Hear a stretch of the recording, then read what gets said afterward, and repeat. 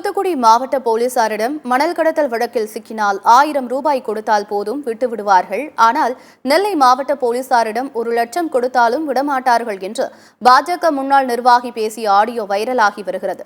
தூத்துக்குடி மாவட்டம் சாத்தான்குளம் மாணிக்கவாசபுரம் பகுதியைச் சேர்ந்தவர் ராஜதுரை.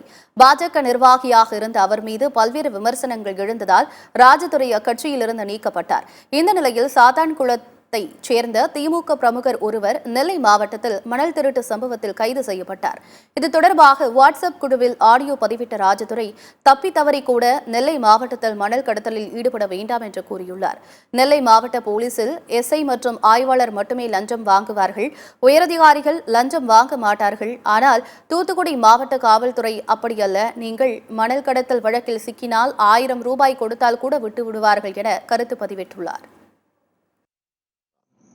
அதனால் திருநெல்வேலி மாவட்டத்தில் மட்டும் யாரும் தயவுசெய்து சொல்கிறேன், என் நண்பர்களுக்கு சொல்கிறேன், என் நண்பர்கள் பூரா மணல் அடிச்சிட்டு இருக்கேன், தயவுசெய்து திருநெல்வேலி மாவட்டத்தில் போகாத, தூத்துக்குடி மாவட்டத்தில் செய்.